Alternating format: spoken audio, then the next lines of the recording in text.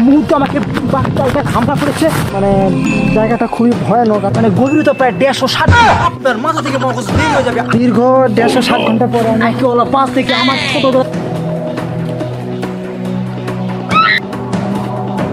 এই মুহূর্তে আমি একটা ভয়ঙ্কর একটা জঙ্গলে প্রবেশ করলাম। এই জঙ্গল কোনো খাবার দুনিয়া আসলে আমি কোনো আমি আপনাদেরকে এমন এমন বিপজ্জনক জায়গায় আপনাদেরকে আমি নিয়ে যাবো, আপনাদেরকে এই বিপজ্জনক জায়গায় আপনাদেরকে আমি সম্মুখীন করবো, সেটা থেকে আপনার গা শিউরে উঠবে। থেকে আমি এখন রাত 12টার সময়, মানে এখন আমি রাত তো প্রায় 12টা বাজে। আপনার ওখানে কটা বাজে একটু কমেন্টে বলে দিন।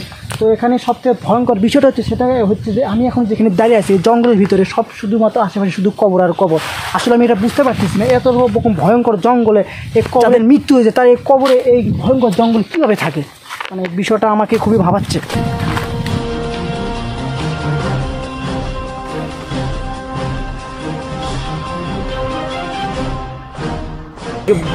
কঠিন একটা বাস্তবতার সামনে আমি পড়েছি। আসলে এরকম মানে পরিস্থিতি আমি জীবনে পড়িনি। দারুণ একটা অভিজ্ঞতা, কারণ এখানে আমি একটা মাংস খুঁজতে আসছিলাম, দেখি চলুন সামনে কোনো মাংস পাওয়া যায় না, কোনো প্রাণীকে মানে খাইতে হবে, আমাকে খুব খিদে লেগেছে, চলুন। এই মুহূর্তে আমাকে জায়গায় হামলা করেছে গাইস, মানে আমি খুব মানে ভয়ঙ্কর অভিজ্ঞতার সম্মুখীন আমি, মানে এটা জঙ্গলে আমি লুকিয়ে পড়লাম গাইস। মানে এই মুহূর্তে আমি একটা বাঘ আমাকে তাড়া করেছে। আসলে গাইস আপনাদেরকে আমি আপনাদের জন্য আমি কথা বলতে পারছি না, আপনাদের জন্য আমি আমার জীবনে এত বড় রিস্ক নিয়েছি গাইস, সেটা বলার মতো না গাইস। সেটা হচ্ছে আমাকে বাঘ কেন তাড়া করলো আমি এটা বুঝতে পারতেছি না, যে বাঘ আমাকে কেন তাড়া করবি। আসলে আমার এই চশমার জন্য, তাই না? কারণ এই চশমাটা পরে আমাকে অত স্মার্ট হ্যান্ডসাম বেশি লাগতেছে, আর এই জন্য আমাকে দেখে ও লোভ সামলাতে পারে না, আমাকে খাবেও। তো যাই হোক, দেখি তো আমাকে বাঘ তাড়া করেছে নাকি অন্য কিছু। চলুন। ও মাই গড, আসলে ওটা বাঘ না গাইস, ওটা একটা ছাগল। ছাগল ভাবছে আমি এক ছাগল, আমার মতো বড় ছাগল এই জঙ্গলে আবার কে আছে? এই ভয়ঙ্কর জঙ্গলে আমি একটা বিষয় দেখে খুবই অবাক হয়ে গেলাম, যা আমাদের বাংলাদেশে সচরাচর সবাইকে দিয়ে থাকে, সেটা হচ্ছে এই বাঘ।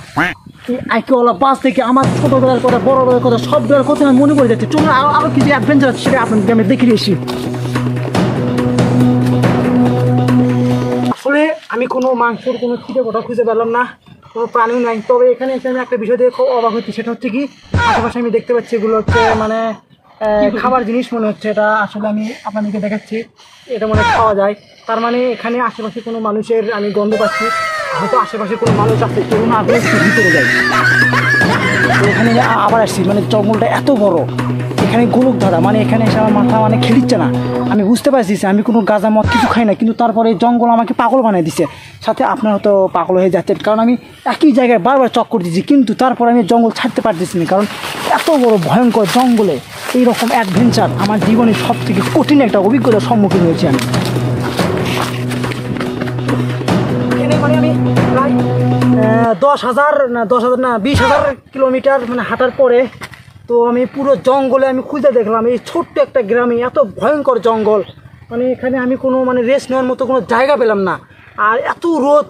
তো এখানে রাত ছাড়া আমি কোনো ছায়া খুঁজে পাচ্ছি না। মানে গাছ, এই যে গাছটা দেখতে পাচ্ছি, কিন্তু এই গাছ থেকে কোনো লাভ নেই, কারণ গাছের সাথে আমার শত্রুতা আছে।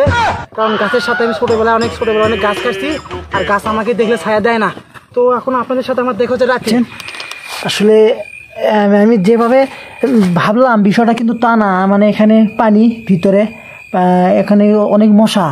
তো আমি তো ভাই মুকেশ আম্বানির জামাই হতে চাচ্ছি দর্শক। তা আমার মতো একটা ছেলে এখানে কীভাবে রাত কাটাবে দর্শক? আসলে খুবই ভয়ানক একটা জায়গা, আমি যেখানে আছি খুবই ভয়ানক একটা ভিলেজ।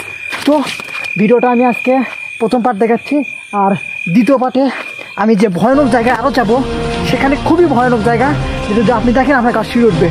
তো দেখা হচ্ছে দ্বিতীয় পর্বতে দর্শক, আজকের মধ্যে বাই।